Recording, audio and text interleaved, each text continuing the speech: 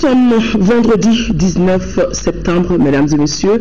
Bonsoir et bienvenue dans ce journal que nous ouvrons par le communiqué du Conseil des ministres extraordinaire qui s'est tenu aujourd'hui au palais de Koulouba sous la présidence du président de la République, Ibrahim Boubacar Keïta. Bonsoir Ibrahim Djambélé. Bonsoir Touré. Nous ne sommes pas mercredi, nous sommes vendredi. Avec vous donc, lecture du communiqué de ce Conseil des ministres extraordinaire. Merci, mesdames et messieurs, bonsoir. Au chapitre des mesures réglementaires sur le rapport du ministre de l'économie et des finances, le Conseil des ministres a adopté un projet de décret fixant le régime des marchés de travaux, de fournitures et des services exclus du champ d'application du décret numéro 08 485 PRM du 11 août 2008 portant procédure de passation, d'exécution et de règlement des marchés publics et des délégations de services publics. Le Code des marchés publics, en son article 8, prévoit que les marchés de travaux, de fournitures et de services relatifs aux besoins de défense et de sécurité nationale, exigeant le secret ou pour lesquels la protection des intérêts essentiels de l'État est incompatible avec des mesures de publicité, sont exclus de son champ d'application. Cependant, compte tenu des difficultés d'application que cette disposition dérogatoire a connues dans la pratique, il est apparu nécessaire d'en définir les conditions, notamment en fixant les règles propres à la passation des marchés concernés. Le présent projet de décret a été adopté dans ce sens. Il détermine le périmètre d'application du secret en matière de défense en dressant une liste de travaux, de fournitures ou de prestations dont l'acquisition peut justifier le recours à la procédure dérogatoire prévue à cet effet. Il circonscrit la notion d'intérêt essentiel de l'État en la définissant et en précisant les conditions dans lesquelles cette disposition peut être utilisée. Il définit les modes de passation en prévoyant l'appel d'offres restreint et la négociation directe. L'appel d'offres restreint constitue pour l'autorité contractante à mettre en concurrence une liste de candidats choisis sur un répertoire annuel de fournisseurs établi suite au lancement d'un avis de manifestation d'intérêt ou d'une procédure de préqualification. La négociation directe se justifie en cas d'urgence impérieuse motivée par des circonstances imprévisibles ou de force majeure ou lorsqu'il existe un droit exclusif ou un monopole dans le domaine concerné. Les modalités de passation des dits contrats sont aussi précisées. Le projet de décret adopté désigne aussi les autorités ainsi que les seuils de conclusion et d'approbation des marchés passés sous le sceau de secret en matière de défense ou au titre de la sauvegarde des intérêts essentiels de l'État.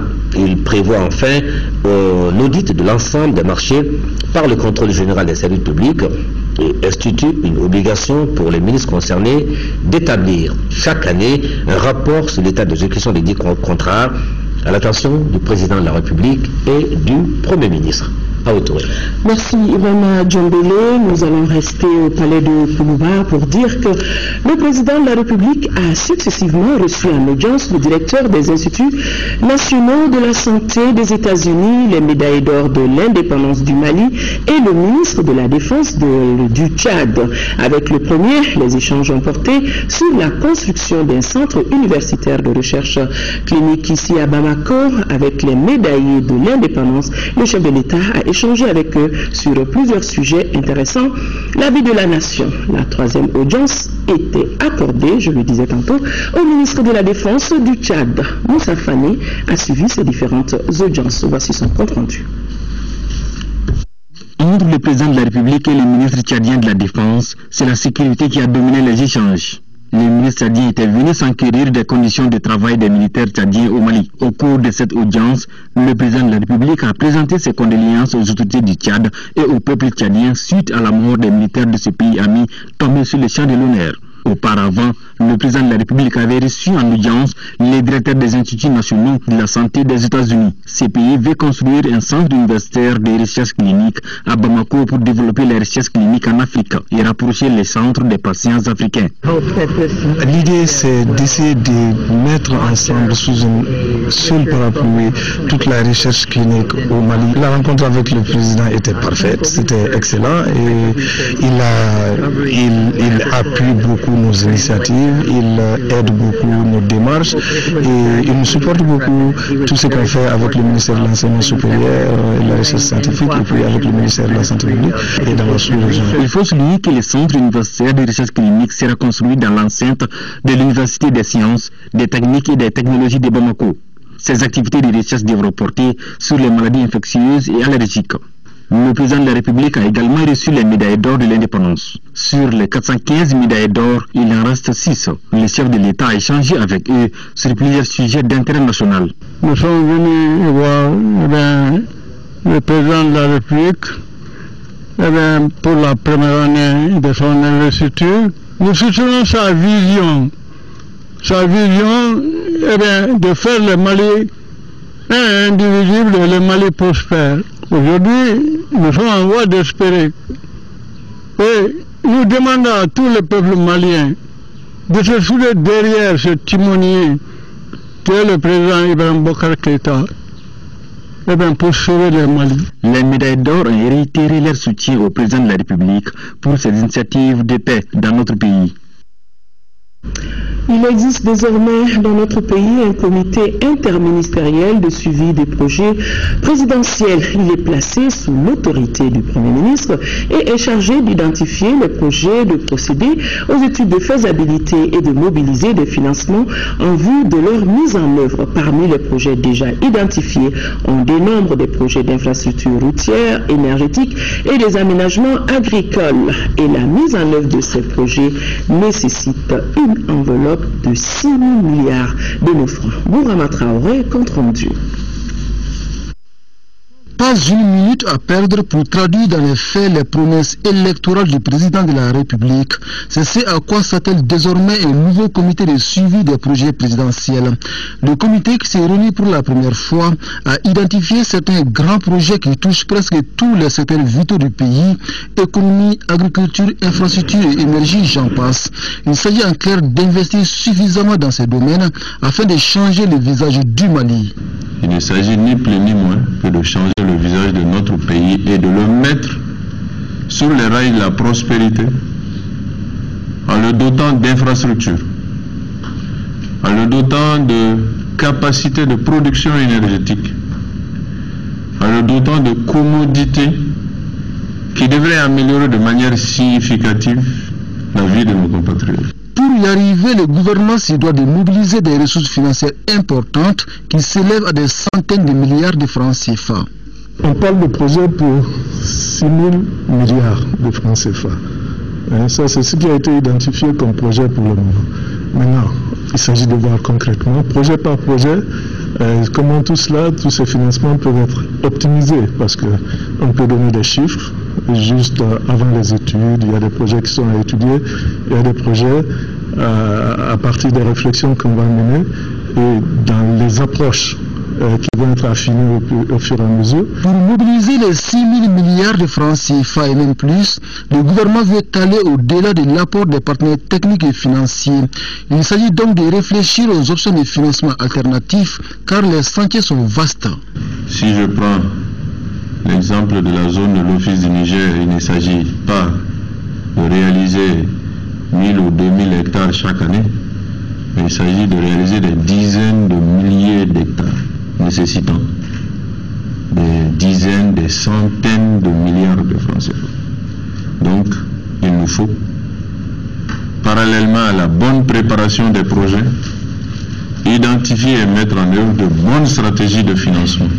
De stratégies de financement qui ne déséquilibrent pas le pays. La finalité étant d'accroître le taux de croissance économique au Mali et d'améliorer le niveau de vie des Maliens. La coordination des mouvements politico-armés de l'Azawad a repris langue depuis hier avec le gouvernement malien autour de la table de négociation au pourparlers d'Alger. Cette coordination qui avait quitté la salle peu après le lancement de la phase des négociations directes a vu ses préoccupations prises en compte par la médiation. Ainsi, les groupes armés, ne voulant pas s'asseoir à la même table, travaillent désormais avec la médiation de façon séparée. Envoyé spécial Alger, Aboubacar Traoré et Yaya Konaté. Le boycott aura duré près de 72 heures. Après avoir quitté la salle des négociations directes le lundi 15 septembre, la coordination des mouvements politico-armés de l'Azawad décide de la réintégrer ce 18 septembre, non sans avoir obtenu une prise en compte de ses griefs auprès de la médiation. Ces groupes armés qui ne voulaient pas être assis à la même table que la CMFPR, non signataire du protocole d'entente du 12 septembre, auront donc leur table à eux avec le gouvernement sous l'égide de l'équipe de médiation. Première séance de travail au sein de ce que la coordination considère comme le tout premier des groupes thématiques, celui chargé des questions politiques et institutionnelles. On revient aujourd'hui pour vraiment discuter en toute franchise, en toute sincérité, vraiment poser tous les sujets sur la table et commencer les vraies négociations avec l'État malien. Je pense qu'il n'y a pas de mots ni de sujets qui doivent être tabous. Si les gens veulent arriver à une solution, je pense qu'ils doivent avoir le courage et prendre leurs responsabilités à bras le corps pour parler de tous les problèmes qui ont secoué le nord du Mali comme le sud du Mali. Et je pense que nous sommes revenus aujourd'hui pour justement parler de ces problèmes-là et nous comptons poser tous les problèmes et donner notre vision de comment est-ce que cette crise-là peut être résolue. Les conditions qu'on avait mis en avant la dernière fois qui a justifié le fait qu'on s'est retiré de la salle, je pense que c'est les préoccupations qui ont été prises en compte par l'équipe de médiation internationale. C'est ce qui explique que ce matin, nous sommes revenus. La médiation change donc de fusil d'épaule et pour l'instant, les groupes armés qui ne veulent pas être ensemble travaillent de manière séparée avec le panel de médiateurs.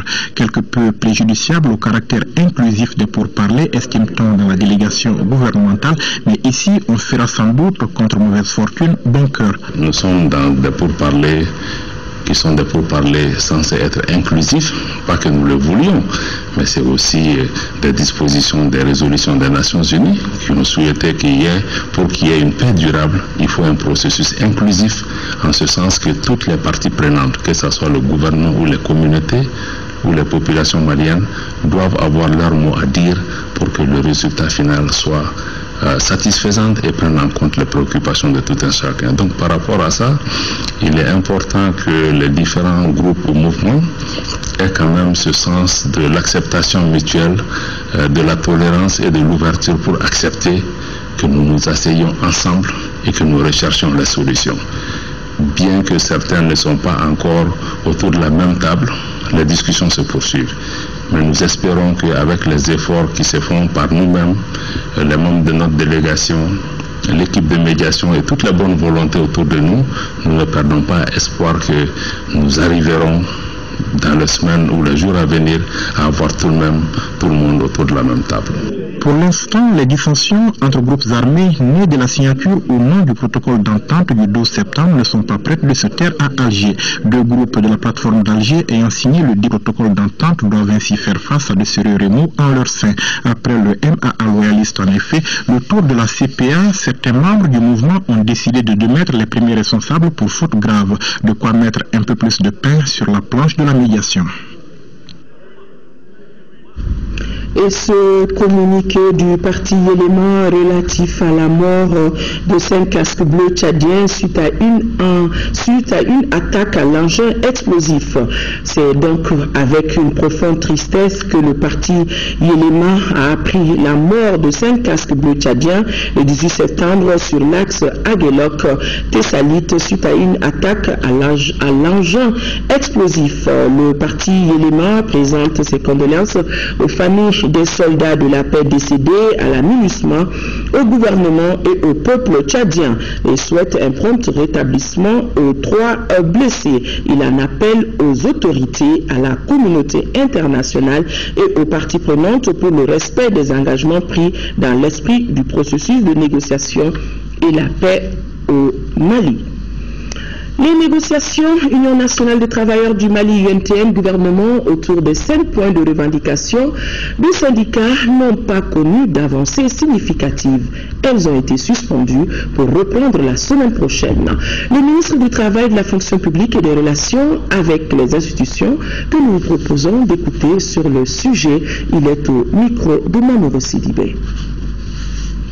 Ce matin, nous nous sommes retrouvés effectivement avec le bureau exécutif national de l'INTEM pour poursuivre les discussions que nous avons entamées depuis quelques semaines maintenant. Nous avons exposé les contre-propositions du gouvernement qui ont été appréciées comme une avancée dans les attentes du syndicat.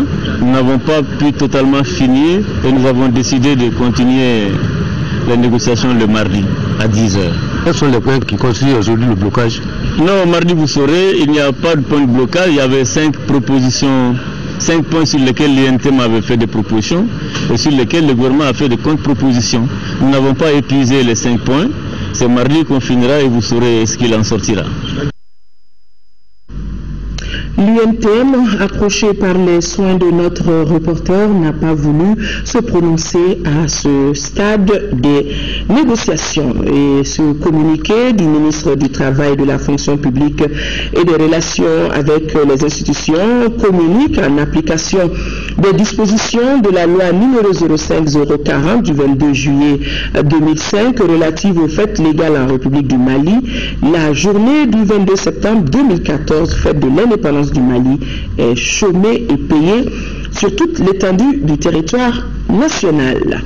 La 22e session du comité de gestion des activités aéronautiques nationales du Mali a débuté ce matin. Les sujets abordés au cours de cette session sont entre autres l'état d'exécution des résolutions et recommandations des précédentes sessions, avec surtout la relance des activités aéronautiques dans les régions nord de notre pays. Reportage Rachel Tessoubé.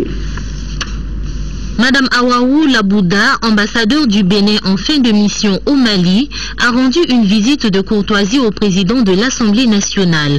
Les deux personnalités ont échangé sur la coopération entre nos deux pays. La forte communauté béninoise au Mali est estimée à plus de 13 000 personnes. Par ailleurs, le président Yahi Boni a été l'avocat du Mali auprès de l'Union africaine et des Nations unies lors de la crise. Je suis arrivée pour remercier les autorités maliennes aussi en fin de mission. On a parlé de la coopération entre le Bénin et le Mali qui est vraiment bonne. Et mon président a pris son bâton de pèlerin pour plaider la cause malienne. Le président du Parlement a également reçu les membres du réseau des défenseurs des droits humains. Ils ont présenté leur charte de collaboration et un document sur les violations des droits humains. Le but de notre présence était de faire le plaidoyer auprès du président de l'Assemblée nationale par rapport aux activités que le réseau des défenseurs des droits humains a menées, notamment le monitoring et la documentation des cas de violation des droits humains dans les régions du Nord, à savoir Gao, Kidal, Tombouctou, Mopti, Ségou, Akulikoro, le cercle de Kati et le district de Bamako. Il a été question de la justice transitionnelle parce que le rapport entre dans la stratégie de mise en œuvre de la justice transitionnelle au Mali. Le président de l'Assemblée nationale désire que les députés puissent comprendre tous les aspects des droits humains et la justice transitionnelle. À cet effet, il prévoit la tenue prochaine d'une journée d'échange sur les droits humains à leur intention. Vous aurez compris qu'on était à l'Assemblée nationale, où le président de l'Assemblée nationale a accordé une série d'audiences à ces personnalités que vous venez de voir sur ces images. 100 tonnes de riz, c'est le don offert à notre pays par le gouvernement japonais. 100 tonnes pour appuyer les autorités en charge de l'humanitaire et 18 associations sont les bénéficiaires. Le commissaire à la sécurité alimentaire est au micro de Adama Koulibaly. Nous venons de procéder à la remise des vivres composés de riz japonais sur un don qu'on appelle le KRD. Et c'est effectivement un don que nous avons il y a quelques années. Et donc on a donné ça aux veuves, aux orphelinats, les pouponnières et des réfugiés qui sont de retour dans la zone de Nyono. C'est une grande joie pour nous et surtout pour les bénéficiaires pendant cette période de structure, compte tenu de la situation des prix sur le marché et des dénouements de certaines couches sociales. Donc c'est un acte de solidarité que nous avons beaucoup apprécié de la part du gouvernement japonais. Dans le cadre du repérage, nous avons notre dispositif ici de la sécurité alimentaire et nous avons une structure qui est spécialisée dans le repérage des personnes vulnérables, ce que nous appelons le système d'alerte précoce. Mais dans le cas d'espèces, nous avons procédé à un recensement par nous-mêmes ici au niveau de la ville de Bamako. Et aussi n'oubliez pas que nous recevons des demandes d'assistance chaque jour. Et donc c'est parmi l'ensemble de ces demandes d'assistance que nous avons fait un prix en mettant un groupe de responsables pour sérier les différentes demandes et retenir quelques-unes. Le forum sur l'orpaillage se poursuit au Centre international des conférences de Bamako avec au programme plusieurs présentations sur la problématique de l'orpaillage. On peut déjà dire que le forum a épuisé les 2/3 de son programme. Ambiance et travaux avec Alousseni Touré. En ce deuxième jour de son déroulement, le forum est entré dans sa phase active, celle consacrée aux exposés thématiques et aux discussions en plénière. Personnes ressources, techniciens, orpailleurs, tous envisagent l'éclosion d'un secteur minier où chaque acteur tient bien sa place dans l'intérêt du collectif national. Les techniques aidant, nous assistons présentement à une autre forme d'orpaillage que nous disons traditionnelle, mais beaucoup mécanisée, beaucoup plus mécanisée et de façon informelle. Parce que tout simplement, même si les textes juridiques existent qui organisent l'orpaillage, ces textes ne sont pas à la disposition des orpailleurs et des acteurs chargés de l'encadrement des orpailleurs sur le terrain. Les femmes sont confrontées au fait que le revenu est très faible. Ce que la femme passe toute la journée à travailler dans la piscine qu'on creuse, là, qu'on appelle en Bambara Dougousso, donc passe toute la journée à laver. Mais au bout du rouleau, ce que la part de la femme est très minime. Donc nous essayons de les aider pour qu'on élève ça, pour qu'on élève leur part. Et puis ce sont les femmes qui sont là à tirer dans le puits, et on laboure. Donc tout ça, leur part est très minime. Donc il faut vraiment des interventions pour que ces femmes-là puissent avoir au moins un minimum de droits. On a vu qu'il y a tout un certain désordre total qui existe dans ces zones. C'est-à-dire c'est des conflits d'intérêts personnels. Et aujourd'hui, nous voulons aller plus loin parce qu'on veut que les sociétés coopératives se prennent et digèrent les contrées. Au regard du déroulement des travaux, l'on peut raisonnablement espérer une bonne issue. Les propositions qu'on a, c'est surtout l'orientation des orpailleurs vers le couloir d'orpaillage pour laisser les superficies qui sont octroyées aux sociétés par l'État pour que les sociétés puissent travailler sur leur superficie. Sinon, l'orpaillage en tant que tel, ça ne gêne pas trop l'exploitation industrielle. Je pense que cette forum doit éclaircir le moment de travailler l'orpaillage au Mali. Parce qu'en tant que premier responsable des producteurs du Mali, on doit regarder clairement. Je ne dis pas que l'or ne fait pas un revenu au Mali. La plus importante, il faut qu'il y ait à manger. Et on n'aura pas à manger tant qu'il n'y a pas des gens pour travailler.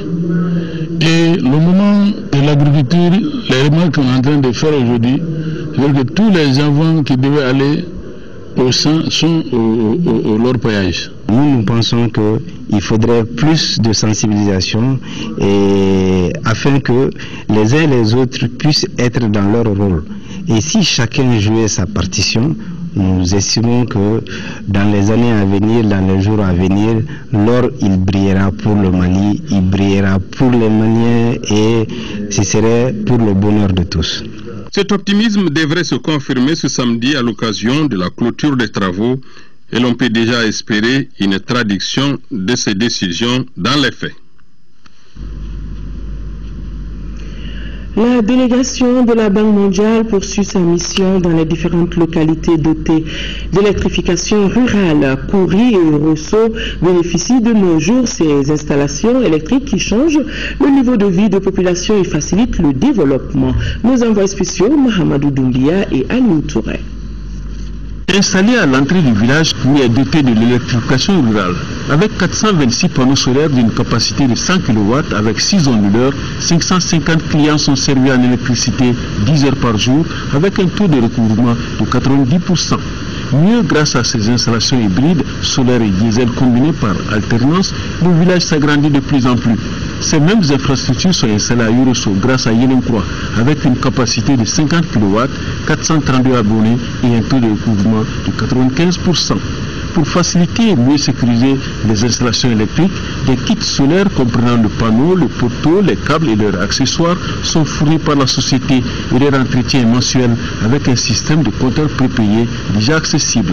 Souvent, on a un peu de difficulté à recouvrer parce que dans certains endroits, par exemple les cultivateurs qui ont de l'argent souvent par saison et qui n'ont pas de l'argent forcément par mois.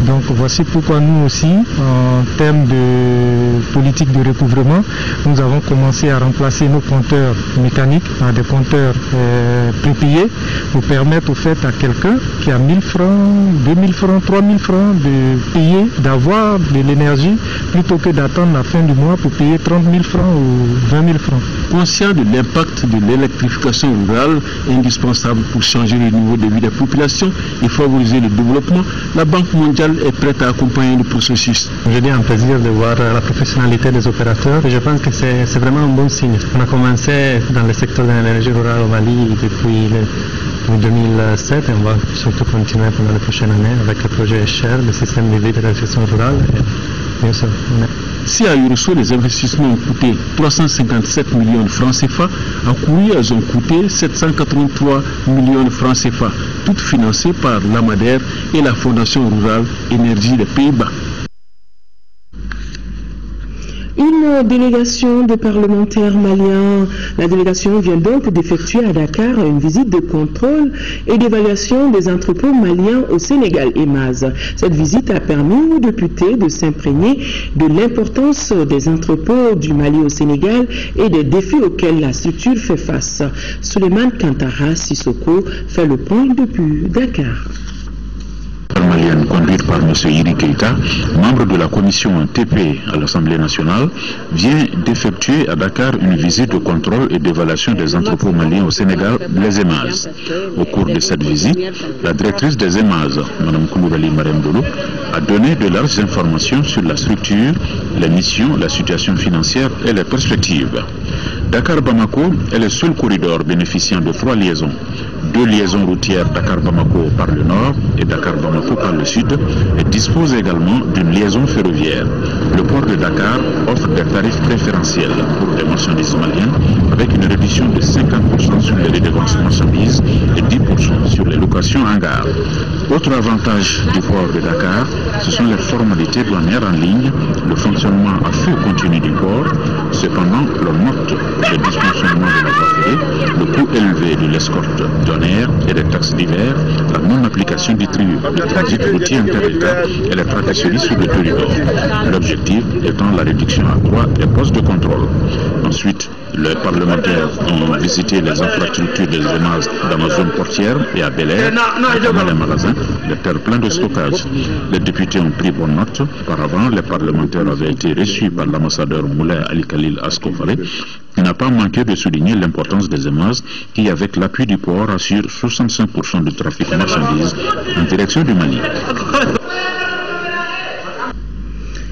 Donner une nouvelle forme de coopération décentralisée avec des programmes novateurs impliquant davantage les jeunes issus de l'immigration. Telle est la principale recommandation d'une séance de travail entre la délégation de l'ambassade du Mali en France et celle de la mairie de Montreuil. Le reportage de Tidjani Djimé Diallo avec la voix de Mohamed Ouldou Mamouni.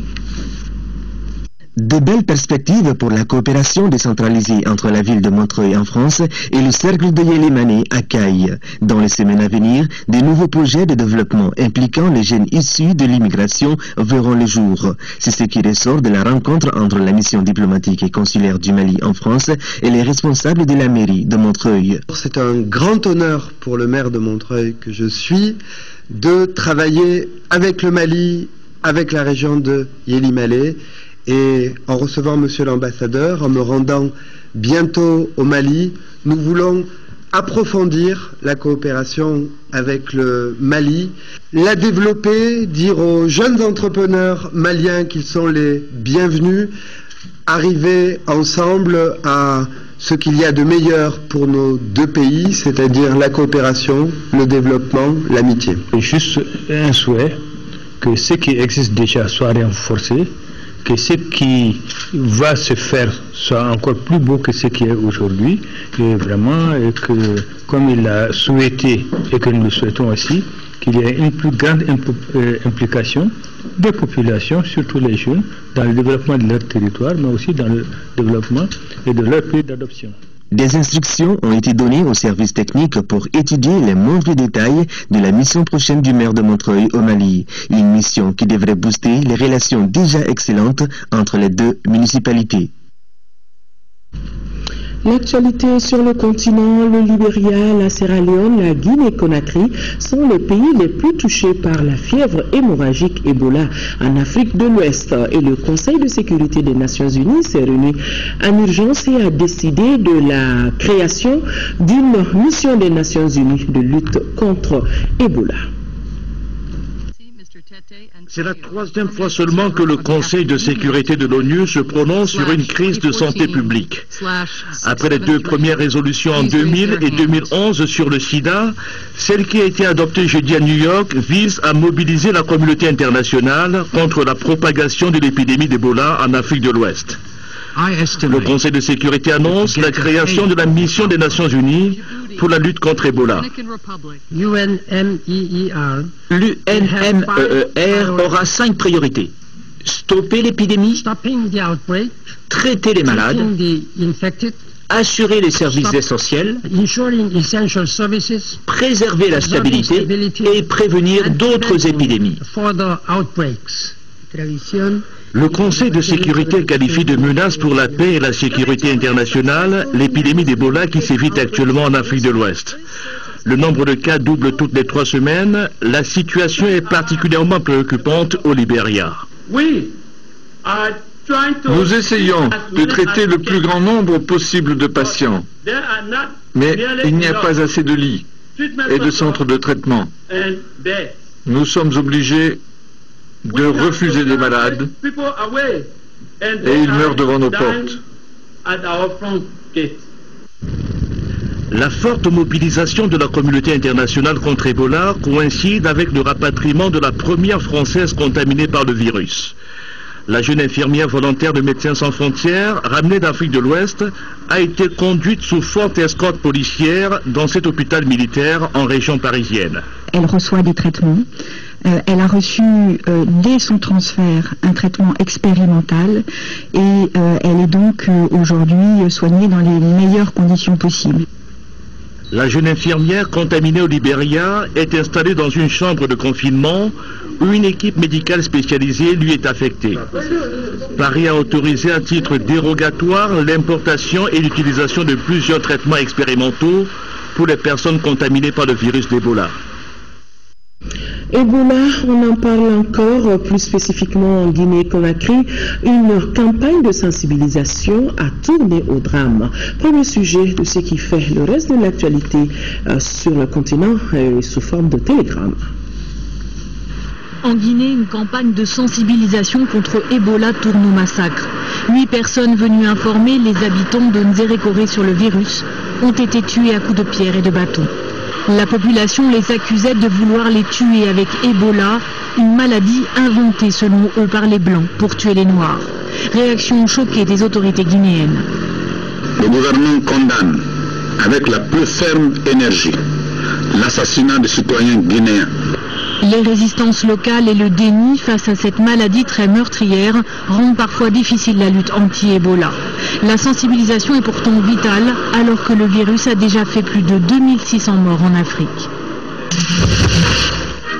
Première visite officielle en France du chef de l'État malgache élu au début de l'année. Le président Hollande s'est dit soulagé du retour de la stabilité politique à Madagascar après 4 ans de contestation tumultueuse. Ce chapitre est clos, affirme le président Razonarimampian, pressé de relancer l'économie nationale. On a passé une étape importante au niveau politique à travers des élections transparentes, démocratiques. Donc aujourd'hui, Madagascar est un chantier au niveau économique. Madagascar est un pays d'opportunités aujourd'hui. Paris a déjà débloqué 25 millions d'euros pour le développement de Madagascar. Le bilan ne cesse de s'alourdir au Nigeria. Une semaine après l'effondrement d'un immeuble appartenant à un célèbre télévangéliste nigérian, 17 nouveaux corps de fidèles sud-africains s'ajoutent aux 67 autres dépouilles déjà découvertes sous l'édifice. L'Afrique du Sud, très choquée, évoque une catastrophe nationale. Selon les autorités nigérianes, 300 adeptes étaient présents lors de l'effondrement. Mais les responsables religieux du site ont attendu 3 jours avant de laisser passer les sauveteurs, déclenchant une forte polémique. Une enquête est en cours.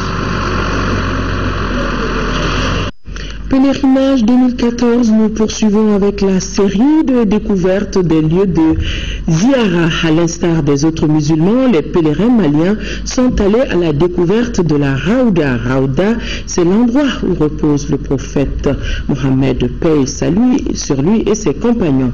Et la Raouda est située à l'intérieur de la grande mosquée de Médine. Nous retrouvons nos envoyés spéciaux, nos futurs El Hajj, Moussa Ari Maïga et Ismaël Ouedraogo et Moudibou Fofana.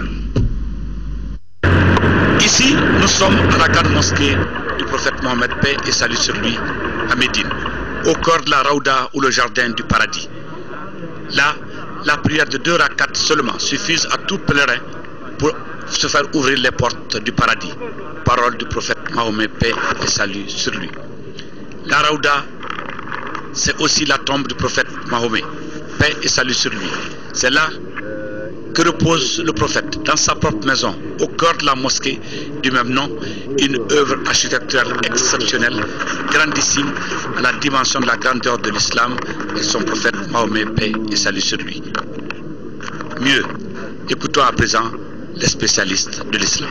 La Raouda représente le jardin du paradis sur la terre. C'est une recommandation du prophète alayhi salam de faire 2 rakats dans la Raouda lorsqu'on a la chance, le privilège de venir à sa mosquée à Médine.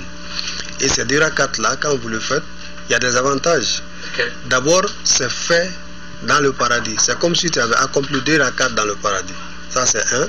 De 2, le prophète paix et salut sur lui garantit son intercession pour toi les jours de la résurrection. C'est-à-dire les jours du jugement dernier, le prophète interviendra en faveur de ceux qui ont accompli 2 rakats dans cette partie de la mosquée, qui est appelée Raouda, qui est collée à sa maison. C'est pourquoi le prophète paix et salut sur lui, il est appelé l'intercesseur. Le jour de la rétribution, c'est lui seul qui peut intercéder en la faveur de sa communauté et peut-être d'autres communautés également. Donc c'est comme si le prophète intervenait pour racheter leurs péchés et qu'ils puissent accéder au paradis. Donc quand vous avez la chance d'accéder dans la Raouda, vous l'avez vu avec nous, ce n'est pas du tout facile. Il te faut 4 heures ou 5 heures de temps d'attente et il faut être persévérant, endurant, n'est-ce pas, pour pouvoir atteindre la Raouda. Et en plus, quand vous rentrez dans la Raouda, c'est même pas facile de faire les 2 rakats puisqu'il n'y a pas d'espace entre les gens. Donc c'est pas une chose facile. Et là déjà vous avez une garantie que vous avez, incha'Allah, l'accord d'Allah subhanahu wa ta'ala d'accéder au paradis. Puisque la Raouda, c'est une partie du paradis, selon le hadith du prophète paix et salut sur lui. Or, dans tout ce que les oulémas nous disent concernant le paradis et l'enfer, oui, certaines personnes peuvent rentrer dans l'enfer et sortir après. Mais on ne rentre pas dans le paradis et ressortir. Ça n'existe pas. Donc, si vous avez eu la chance de rentrer dans la Raouda ici, vous êtes rentré dans le paradis et c'est pour y demeurer. Moussa Ari Meiga qui répond ainsi à l'appel de Dieu. 2 localités de la commune rurale de Wélé-Sébougou à 80 km de Bamako, en deuxième région, disposent désormais de salles de classe. Ces infrastructures qui ont coûté la somme de plus de 32 millions de nos francs sont l'œuvre de l'honorable Adama Tidiane Traoré, un enfant de la localité qui ambitionne de voir ses frères et sœurs les maintenir à l'école. L'honorable Bourama Tidiane Traoré est au micro de nos envoyés spéciaux Sidi Modibo Dambélé et Abraham Meiga sur le sens de son initiative. Aujourd'hui, c'est des villages. Mpiabougou, qui est dans la commune rurale de Woulissébougou, qui a eu une école primaire depuis 1976, qui attendait un second cycle, qui partait à Woulissébougou à 10 km, loin des parents. Et je pense quand même que des filles, des jeunes garçons, c'est extrêmement très difficile. C'est une charge supplémentaire, c'est des dépenses supplémentaires. Il faut chercher des vélos, il faut chercher des motos pour qu'ils se déplacent. Ces motos, il faut du carburant, aux frais des parents.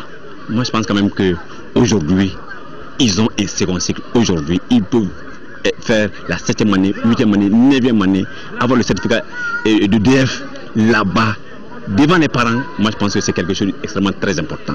Sikoro, là où on est aujourd'hui, depuis 1960, où le pays a pris son indépendance, jusqu'à présent, il n'y avait pas d'école. Ces réalisations vont maintenir les enfants à l'école aujourd'hui. Je suis sûr. Vous avez vu l'engouement de la population, comment nos braves femmes sont extrêmement très contentes aujourd'hui. Ils savent qu'ils vont plus se réveiller à 4 h du matin pour préparer pour les enfants. Les enfants vont maintenant se réveiller, manger à 7 h, se préparer, aller à l'école à 8 h, à 5 minutes. Alors qu'avant, c'était 1 heure de temps, c'était 1 h 30 minutes de marche pour aller à l'école. Ils sont débarrassés maintenant de ça. Moi, je pense que ça va les motiver et ça va les encourager davantage à inscrire massivement. La section RPM, Rassemblement pour le Mali de Dioïla et les partis alliés, sont célébrés l'an 1 du président Ibrahim Boubacar Keïta au pouvoir sur la place publique de la ville de Dioïla. Les militants ont fait le bilan des réalisations et dégagé les défis à relever pour le bien-être des populations. Et selon les militants du parti présidentiel, le bilan est positif avec entre autres la réduction du prix des intrants, des frais de pèlerinage, l'affectation de 15% du budget au monde rural. Agali Aguissa. Septembre 2013, septembre 2014, le président malien Ibrahim Boubacar Keïta a un an au pouvoir. Et cela s'est fait dans le cercle de Dioïla. Les militants de la section RPM et partis alliés ont célébré l'événement avec pompe. Une occasion pour se prononcer sur les 12 mois de gestion du pays. À l'heure de ce bilan, plusieurs images défilent en même temps que des faits significatifs qui expliquent l'évolution du pays au cours des 12 derniers mois. Le rebattement du prix des intrants agricoles, engrais subventionnés de 12 500 à 11 000 francs, 15% du budget national au profit du monde rural. Beaucoup reste à faire. Le chantier de la réconciliation, la réforme de l'armée, la situation de l'emploi. Il s'agit de prendre en compte ces défis pour combler les nombreuses attentes de la population. Le Banigo est englouti. Donc Dioïla Bougouni, il faut que ça soit relié. Il n'y a pas de centre de santé efficace. Chaque fois, l'ambulance passe toujours pour Bamako. On avait besoin d'ambulances, mais aujourd'hui on a reçu deux ambulances. Une à Fana, l'autre à Dioïla. On veut que la route continue jusqu'à Massigui. Le problème d'adduction d'eau et l'électricité. Dans la capitale du Baninko, la section RPM est l'allié d'environ 7 formations politiques qui sont toutes venues dire au revoir à la haine du pouvoir Ibrahim Boubacar Keïta. Sport football championnat national de Ligue 1. Hier, on a disputé la 30e journée et dernière journée à un prime, le sacre du stade malien de Bamako. Les Blancs décrochent leur 16e titre de champion de l'histoire après avoir battu 1-0 les 11 créateurs de Nyarela. Saragatou Sissé a suivi pour nous cette soirée, dit-il, colorée du stade malien de Bamako. On va le suivre. Le titre de champion, ça se fête. Des joueurs euphoriques, des supporters au 7e ciel, un encadrement aux anges. Le stade malien de Bamako a vécu des émotions ce jeudi 18 septembre 2014 à l'occasion de la 30e et dernière journée du championnat national de Ligue 1. Face aux 11 créateurs de Nyarela, le stade malien de Bamako a accompli la mission. 1-0 grâce à un autogol de Moussa Sissoko sur une tête du défenseur Mamadou Doumbia à la 26e minute. Ce titre de champion, le 16e du stade malien de Bamako, a été enlevé de votre lutte. Un sentiment de fierté fierté d'avoir donné le titre au stade. Puisque vous le savez, j'ai été joueur au stade. Vous voyez ces jeunes-là, sur les 18, sur la feuille de match, il y a 10 qui sont jeunes, qui sont juniors. Donc là, c'est un sentiment de fierté pour moi et pour le groupe, pour dire que c'est une équipe d'avenir. Ouais, je suis très content ce soir parce que c'est ma première année avec le grand club. En plus, j'ai eu le trophée, donc je remercie le beau Dieu. En attendant la remise officielle du trophée aux champions, les joueurs savourent le parcours parsemé d'embûches. Les meilleurs buteurs de la saison sont Abdoulaye Diarra du COB et Mokhtar Mohamed Sissé de l'ASR avec 15 buts chacun. Le Stade Malien de Bamako, premier 67 points, et le COB, deuxième 62 points, joueront la saison prochaine en Ligue des Champions. Les 11 créateurs de Niarela, vainqueurs de la Coupe du Mali, et le Djoliba AC finaliste, représenteront le Mali en Coupe de la Confédération. Le fils du Niger Sport de Ségou, 14e 21 points, le Devo Club de Mopti, 15e 19 points, et les 8 FC d'Agrahok, 16e 11 points, sont relégués en 2e division. A l'inverse, le Mamaïra AC de Kati, la Savana de Mopti et l'Avenir AC de Tombouctou goûteront aux délices de la Ligue 1. Voilà, c'est donc tout pour ce journal. Merci de l'avoir suivi. Je rappelle que nous sommes partis pour un long week-end. Je dis bien nous sommes, nous, on n'en fait pas partie. Demain, Amadou Sankaré sera sur ce plateau pour le journal de 13h et je me ferai le plaisir d'être là pour les éditions du soir. Excellent week-end à vous autres. Au revoir.